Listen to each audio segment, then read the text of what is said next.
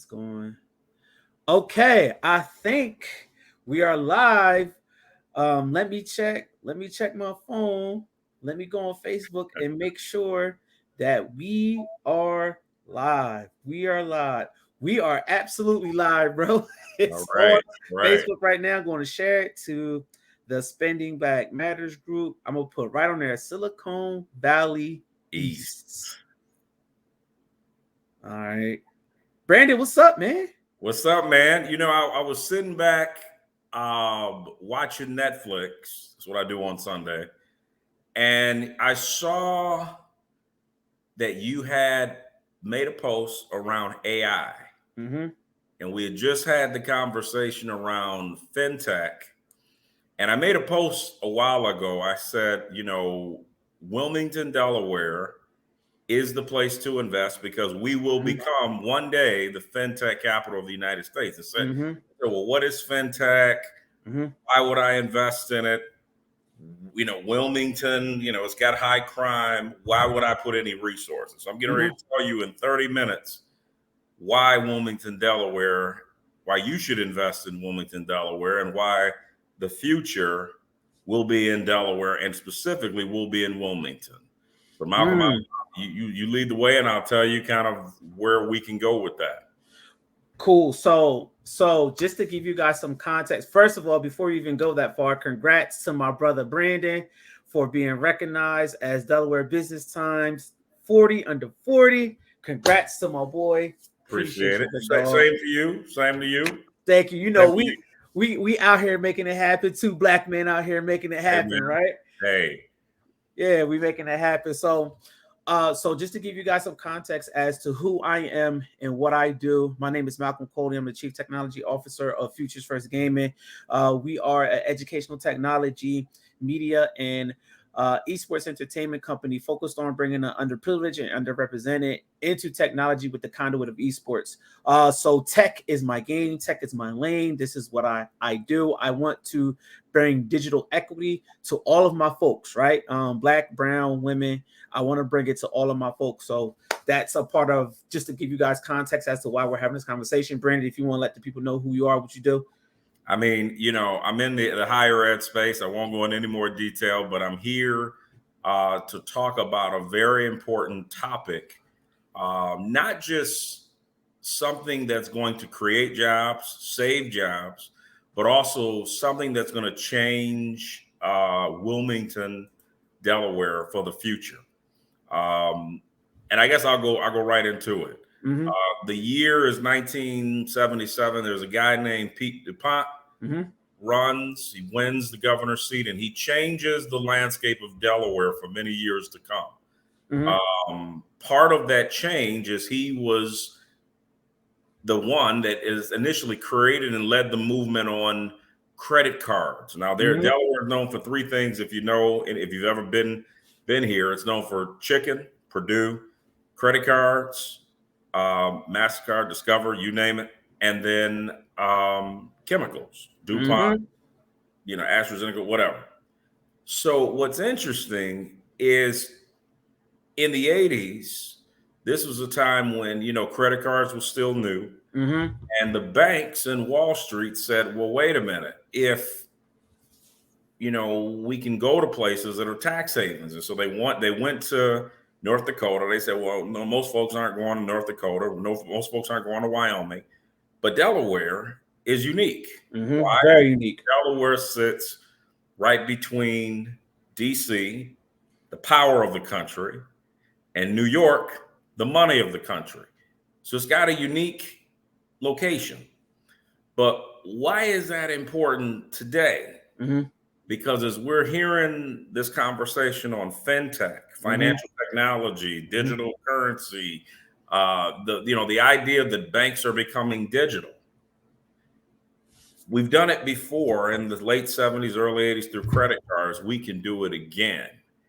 And this is unique because when we talk about, technology and we talk about the fact that California, and this is not a knock to California, but companies are leaving California. Taxes are high, crime is high, poverty is high. And they're looking for places to go. They're looking for, they're going to Texas. Most folks don't like that 110 heat. They are definitely going to Texas, especially Black and brown folk in the tech community. That's a good point to make. Going to Texas, but here's the problem: Texas is nowhere near Wall Street or the White House. But guess what? Delaware is 100%. Delaware is, and Wilmington. It's interesting. I was reading the history of Wilmington. Wilmington's original name was Willingtown. Really? Willingtown. Willingtown. There's a will, there's a way, and we got waterways. And so when you start to think about what Wilmington can become, this is an opportunity for tech companies to literally move to Wilmington, Delaware, and set up shop in Wilmington, Delaware. And here's what's also unique. They're already here. They're here in name only because of the incorporation status. So why not move the tech industry here? You want to talk about a Wakanda? This is the real Wakanda. It's not Atlanta, although Atlanta has shown major strides in technology. They have. But again, look at the location. If I need to get to Wall Street, I can be in New York in 2 hours. 2 hours. If I need to meet the president, oh, by the way, who's also from where? Delaware. Wilmington, Delaware. Delaware. If I need to get to the White House, it's 2 hours away. 2 hours. And so when people start thinking about investment, when Twitter and Google and all these tech companies, when you're looking for a place to set up shop, come to Wilmington. We've got waterways, great eats, great food, great museums. And what's interesting is that, when you look at it, we're an hour from Baltimore, if that's what you like. But we're also 30 minutes from Philly. Now, I love to give me a hoagie and a cheesesteak every now and then. Right? But the reality is Wilmington, Delaware is and can be the next Silicon Valley East. And here's so I'm speaking to the companies. Now I'm gonna speak to Black folks. Let's talk to them. We've done this before. When we look at the fact and idea of industries, tech industries, when we look at the opportunity, Delaware right now is 60% plus African American. We've got banks, we've got chemicals, we've got chicken, and I'm not saying that literally. We literally got chicken, and we've got the credit card industry, but it's changing. It is. And we can be on the precipice of that change. And most important, we got an Air Force base. Now, when we talk about subcontract opportunities for people of color, this becomes a real opportunity. And Wilmington, the thing about it, it's got something for everybody. You may like the outdoors. I'm an outdoorsman. You may like the corporate space. You may want to get home and be safe or go out on the night on the town. You got Market Street. But what's crazy is this is a place where we don't have the foot traffic of Philly, but it's a safe place where you can raise your children.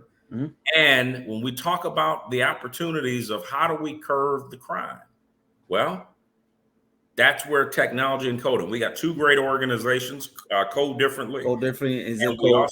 We also got Zip Code Wilmington. So we're already making the strides for the tech companies to come here. So let me ask you a question about that. So when we're talking about these tech skills and these digital skills, how do you see these digital skills affecting the workforce in the next 10, 15, 20 years? Why is that so important to have these digital skills, i.e. coding, UI, UX design? I don't even want to go into specific tech skills, but just tech skills in general. Why is it so important for Black folk to have these tech skills, bro? And from your perspective. Well, Malcolm, it's not a matter of when. It's already here. It is. It's here right now. When you talk about automation, 10 years ago, 20 years ago, we would laugh to say that a McDonald's can self-operate. Now it can. 100%. You can get your burger and a human doesn't have to make it anymore. So the automation space, you want to talk about a threat to minority communities, it's automation. But here's the other side to that. Somebody's got to code and digitize that automation. Somebody has to control it. Somebody's got to control it. And so it's no more the janitor or not janitor, the foreman or the facilitator going in and doing the hard, grungy work. Now they've got iPads to do all of that information on. Mm-hmm. And so this creates a huge opportunity and level playing field for education. So K through 12 without science, math, and technology, it's unacceptable, because that is literally where the jobs are going. Mm-hmm. And listen, I'm not going to get into the conversations about equity and being woke, but the reality is these are the facts. If math and science are not a part of K through 12 education and fully stressed, mm-hmm. our children will be left behind. But here's the opportunity. We can get around that. We can mm-hmm. curve that. The other thing is, the beauty of the tech jobs is that you don't necessarily need or require a 4-year degree.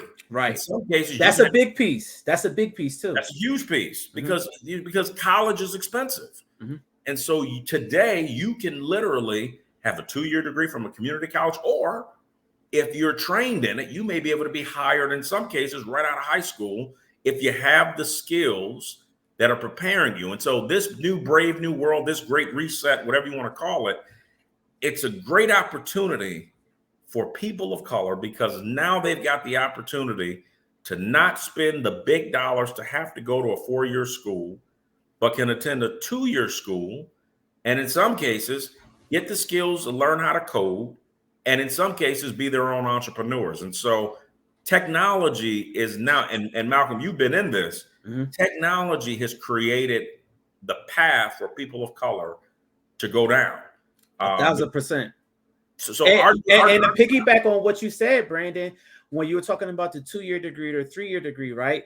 Outside of that, there are a ton of certifications that folk can get that can literally replace those 2-year degrees or those 4-year degrees, right? So you're talking, and these are digital spaces and opportunities for education, like Udemy or Course Careers, or Microsoft has a ton of certifications that you can get right now. A lot of them for free, some of them paid, but you could get these skills. That's like Microsoft is literally putting on their website and telling you, hey, if you learn this and this and this and this, I'll hire you. Amazon, same exact thing. If you learn AWS for Amazon, they will hire you, and there's no age limit as to you learning that information. If you have the competency in order to learn that information, you learn it and you're good, you could get a job for $100,000 at Amazon doing AWS cloud services. Malcolm, the revolution will be digital. It is. And it's amazing because, again, I go back to, the president of the United States, and I'm not going to get into politics on here because that's not what this is about. Right. The question is, Mr. Biden, Mr. President, can you convince and get the tech industry from the West Coast to come to Delaware? Mm-hmm. If he just does that, that revolutionizes Delaware and creates opportunities for millions of people, because the reality is we are centrally located. Wilmington is the corporate space of America. I mean, if you think about being corporation space, mm-hmm. it's here. Mm-hmm. That Chancery Court is right here in Delaware. Chancery Court, Elon Musk has been here 3-4 times. Mm-hmm. I mean, this is the reality of what's here in Wilmington. And so it's time that the world understood and knew the beauty and opportunity that is here in Wilmington, Delaware. And also, when you talk about making Wilmington a global city, fintech is global. Fintech is everywhere. People say, well, what is fintech? Financial technology. That means your credit card companies. That means the digital currency. That means anything related to how accounts payable, how you do transactions online, mm-hmm. needs to be based here. Mm-hmm.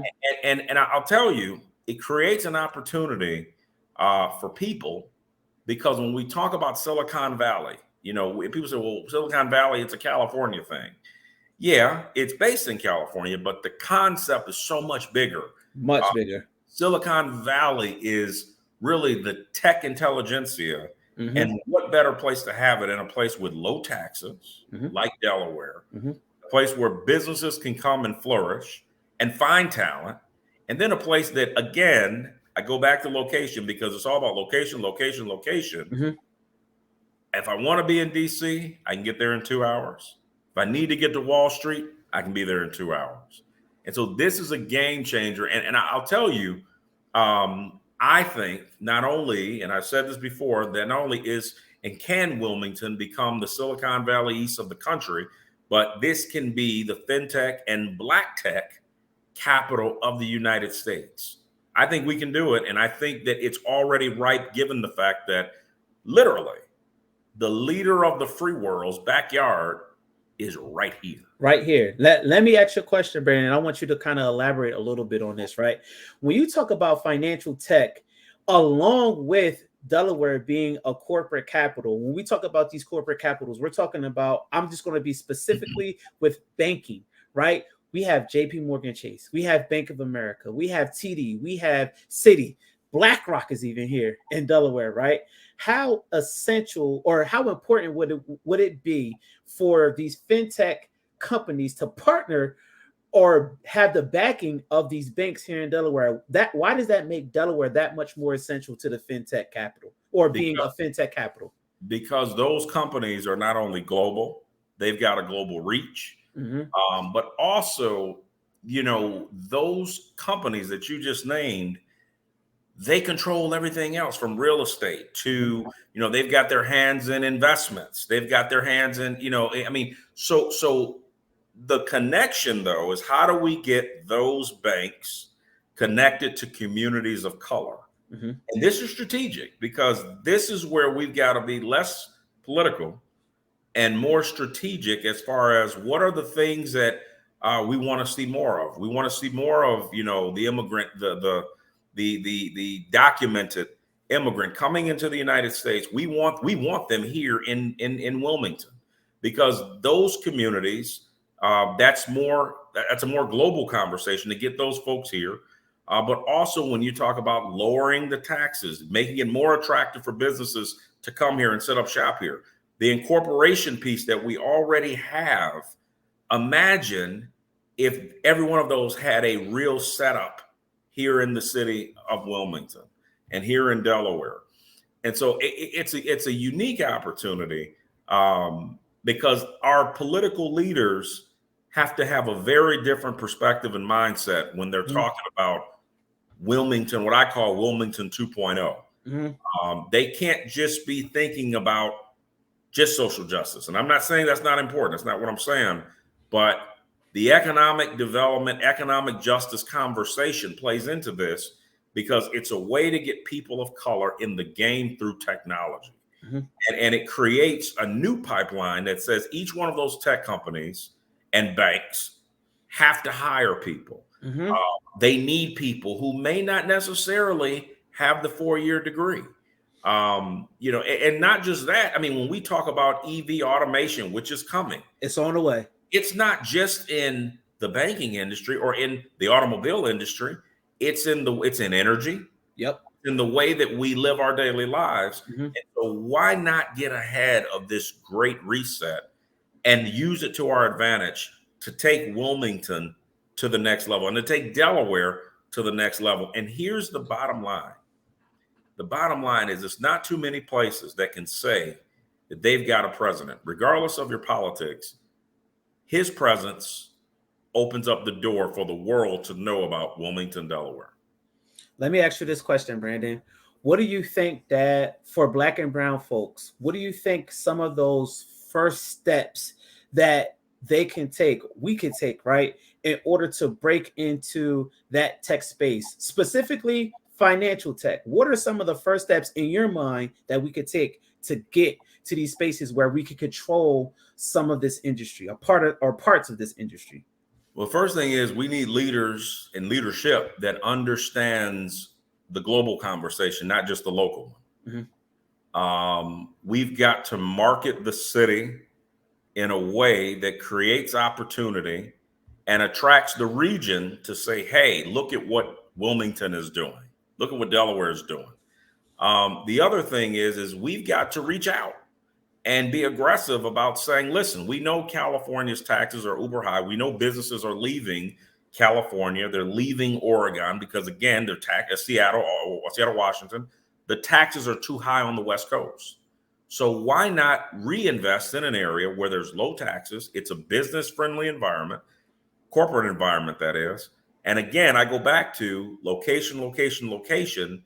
If you need to get to Wall Street or if you need to get to Washington, D.C., you can be there in less than 2 hours. And so we've got some big marketing challenges that the city of Wilmington needs to invest in.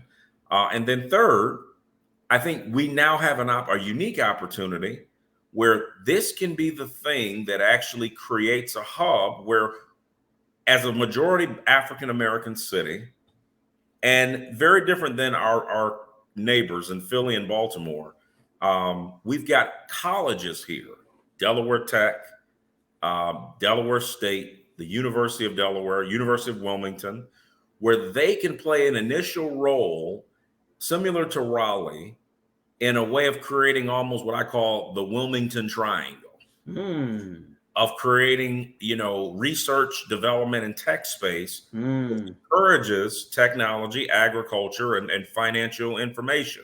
And then last but not least, a conversation that we often are not in as people of color is we've got to get in the business of what I call data. We need a data Wilmington center that tracks data and tells us what are the new emerging industries, what are the emerging industries of these consumers. And again, I go back to, we're going to be the corporation space of the capital of the United States. We can't just be corporate for incorporating for tax purposes. We've got to actually show proof of why businesses chose to set up shop here in Wilmington, Delaware. And I think that'll curtail things like, in some cases, why people are leaving the state, reducing crime, because now people will be engaged in being a part of this changing Delaware, this changing Wilmington. And I think it not only creates that, but it creates entrepreneurs through subcontracting opportunities through those banks where they can start their own businesses. So technology does a couple things. It serves the community. It creates entrepreneurs. It brings businesses and jobs to the state and to the city. But most importantly, we go back to Wilmington. The number one advantage that Wilmington has, in addition to what I just named, is we've got waterways. And folks, I always say this: where there is a waterway, there is a wealthy way. And I think, when we talk about the ports, this is a unique opportunity, not only for commercial development. Everyone wants to live off the ports, but it's a place that's safe. And it's a place that, if you don't want, the hustle and tussle of Philadelphia, and you don't want to deal with the constant traffic in Baltimore, you can set up shop right in Wilmington, Delaware. What do you think some of those hesitations are when it comes to really bringing that tech industry here? Do you think it comes from leaders? Is it an overall state philosophy? What do you think? What is that hesitation? Because Amazon was almost here, right? Amazon was almost here. What is that hesitation from Wilmington or Delaware as a whole that's like, hey, we have life sciences, we have biotech, we have that stuff is set up here, right? But that overall tech industry isn't. What is that hesitation from Wilmington in the state? There's a saying in Wilmington when I got here years ago that it's the Delaware way. And we need to destroy the Delaware way and make it the global way. We've always been a small state, and I think with a small state comes a small mentality. People always have said they've driven through Delaware, they've driven through Wilmington. It never stopped. It never stops. So now it's time for them to stop, have a meal, get a room, bed and breakfast, go to a show, go to a play, or go hang out at the port, or go to, do some of the agricultural things and the beauty of the things that we offer. So now what's happening is that the world, again, needs to know what is going on in Wilmington. It can no longer, the best kept secret can no longer be a secret, because it's too much investment and too much opportunity not to be taken advantage of. 100% agree with you, bro. And I think that, and we talked about this. We've talked about this multiple times. That whole Delaware way and that actual mentality around that Delaware way. And I think it actually stifles the innovation here in Delaware because of that overall Delaware way, right?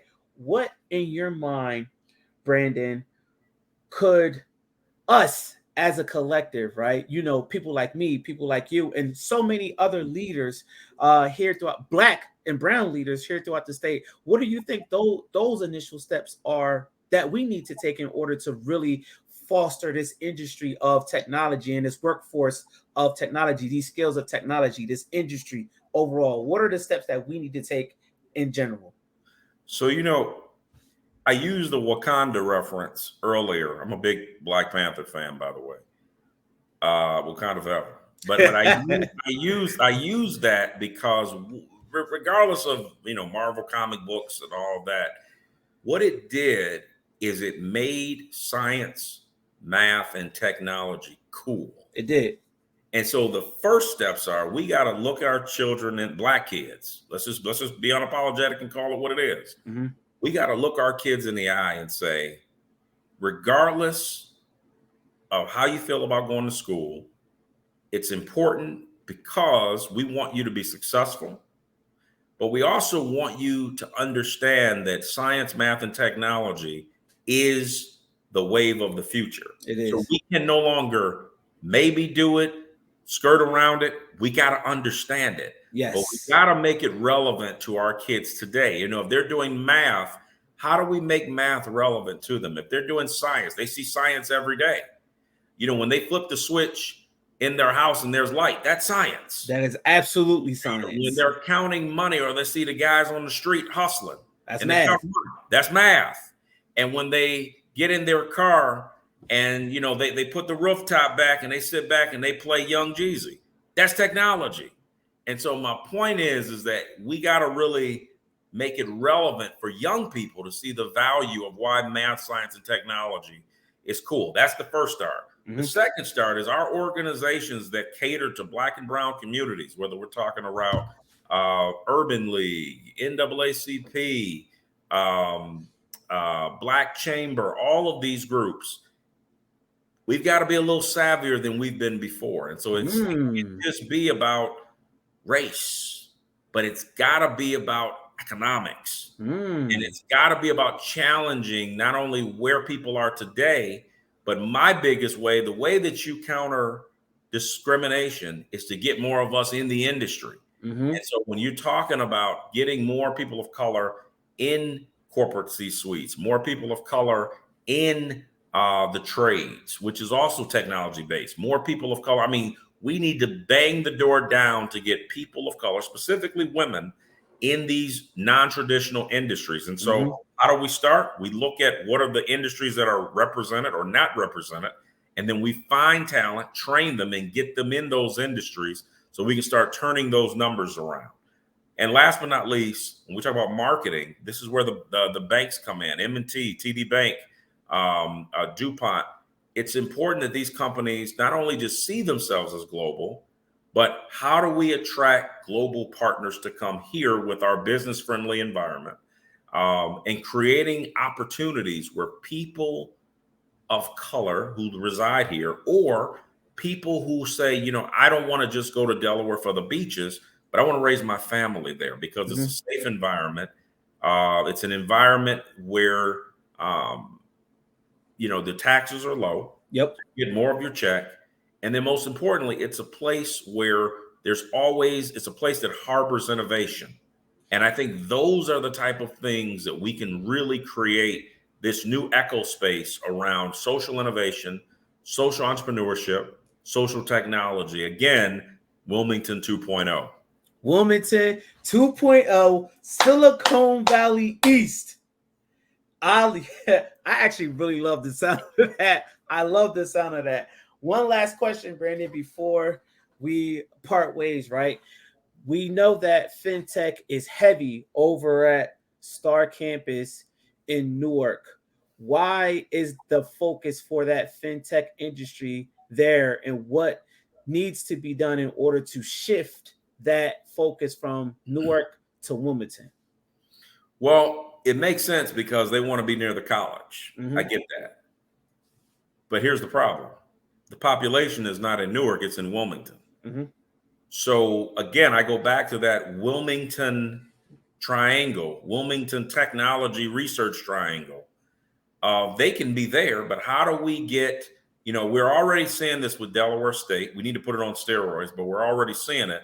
But imagine a city where you've got Wilmington University, Delaware State,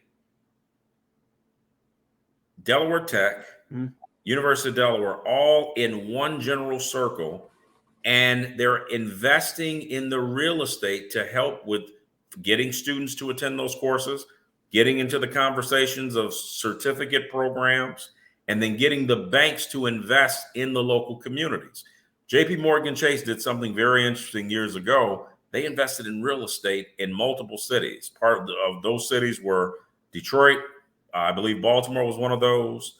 And there was a couple other cities around the United States. And Bloomberg Philanthropies did the same thing. But the problem is you got to invest in real estate. You got to make it more attractive. But the number one issue, and this is where I go back to our students and getting them to understand and create an environment which says math, science, and technology is cool, is education. We cannot create Wilmington 2.0 without education reform in our city and in our state. And we start that by changing the culture, by taking the worst kids, not just the best kids, but the worst kids, and saying, it's not that you can't get it, you just learn differently. That's really what it is. How do we shape you to understand that kings and queens created this thing we call math, reading, and arithmetic, and if they can do it, you can do it too. And I think that in doing that, that's how we can create this Wilmington 2.0. So it's a whole collaborative of ideas of how do we change Wilmington to become, again, the Silicon Valley East through those 3 to 4 easy steps. Silicon Valley East. We're going to take that and we're going to rock with it, bro. We're going to take that and we're going to rock with it. So shout out to everybody who got on. Me and my boy Brandon, we was like, yo, we're going to have a conversation, and we executed on a conversation. Absolutely. Now it's time to actually execute on everything that we just said here and make sure that we have the right partners a part of this execution plan, right? Brandon, do you want people to potentially get in touch with you via social media? Here's the deal. Don't just say it, be about it. Start 100%. Reading the kids, start tutoring. Because again, I go back to, it's not just about what I said tonight. We got to execute. Accountability, follow through, and then execution. If we can do that, we can create Wilmington 2.0, this Wilmington research triangle, and what I like to end with calling it Silicon Valley East. I really like that. I really like that, Silicon Valley East. Matter of fact, you need to do something with that, like immediately. Let's do it. Immediately. Shout out to my guy Brandon. I don't have a name for whatever this is. Me and Brandon just came up. It was like, hey, we're going to talk about this, and we're going to continue this conversation because it's an essential conversation that's needed to the state of Delaware, Wilmington, the state of Delaware, and beyond. You heard Brandon talking about that global mindset, that global thought press that we need to have. So we just need to continue this. And like Brandon said, we have to execute and follow through with the things that we talk about. What's this? The Malcolm and Brandon show for tonight. Malcolm show. I'm just here to deliver the message. And a message you did deliver. So Brandon, thank you so much for giving me some time. Thank you for, giving and imparting those words in this tech industry that we need to create here in Wilmington. And let's have this conversation again, my brother. All right. Talk to you soon, my boy.